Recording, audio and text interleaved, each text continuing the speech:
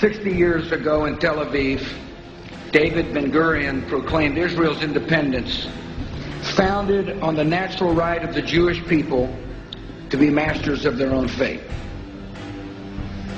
What followed was more than the establishment of a new country.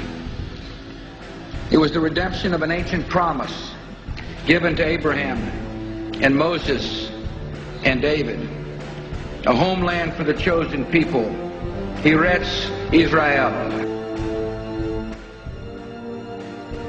11 minutes later, on the orders of President Harry Truman, the United States was proud to be the first nation to recognize Israel's independence.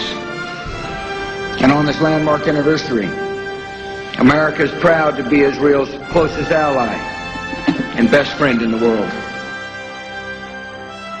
The alliance between our governments is unbreakable, yet the source of our friendship runs deeper than any treaty.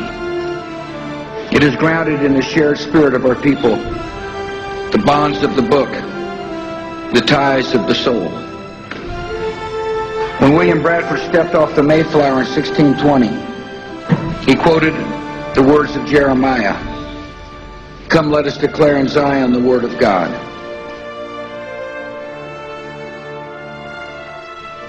Soulless men took away lives and broke apart families.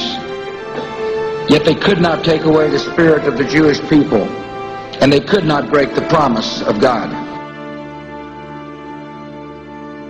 Israeli soldiers swear an oath: Masada shall never fall again. Citizens of Israel, Masada shall never fall again, and America will be at your side. As we go forward, our alliance will be guided by clear principles, shared convictions rooted in moral clarity, and unswayed by popularity polls or the shifting opinions of international elites. We believe in the matchless value of every man, woman, and child. So we insist that the people of Israel have the right to a decent, normal, and peaceful life, just like the citizens of every other nation.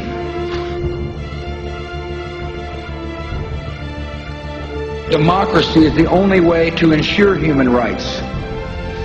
So we consider it a source of shame that the United Nations routinely passes more human rights resolutions against the freest democracy in the Middle East than any other nation in the world.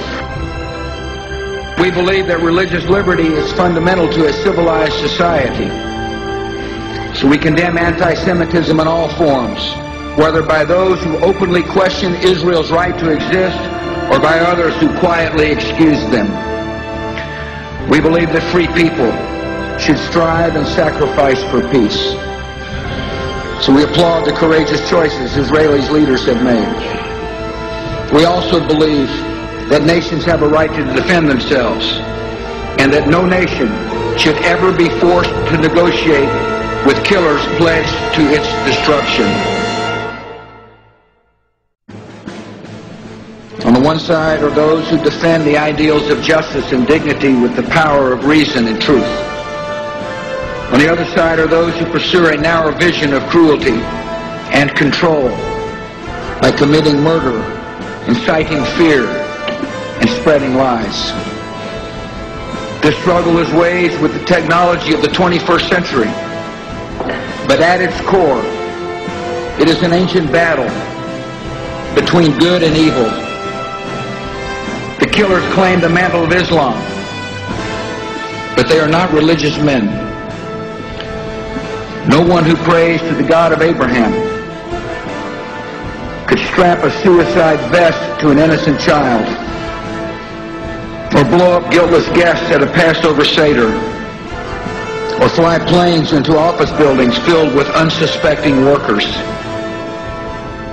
In truth, the men who carry out these savage acts serve no higher goal than their own desire for power. They accept no God before themselves, and they reserve a special hatred for the most ardent defenders of liberty, including Americans and Israelis. And that is why the founding charter of Hamas calls for the elimination of Israel. And that is why the followers of Hezbollah chant, "Death to Israel, death to America." That is why Osama bin Laden teaches that the killing of Jews and Americans is one of the biggest duties. And that is why the president of Iran dreams of returning the Middle East to the Middle Ages and calls for Israel to be wiped off the map. There are good and decent people who cannot fathom the darkness in these men and try to explain away their words. It's natural, but it is deadly wrong. As witnesses to evil in the past, we carry a solemn responsibility to take these words seriously. Jews and Americans have seen the consequences of disregarding the words of leaders who espouse hatred. And that is a mistake the world must not repeat in the 21st century.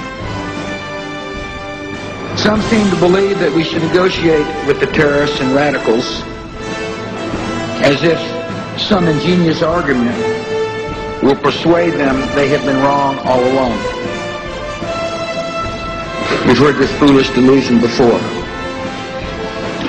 As Nazi tanks crossed into Poland in 1939, an American senator declared, "Lord, if I could only have talked to Hitler, all this might have been avoided." We have an obligation to call this what it is: the false comfort of appeasement, which has been repeatedly discredited by history.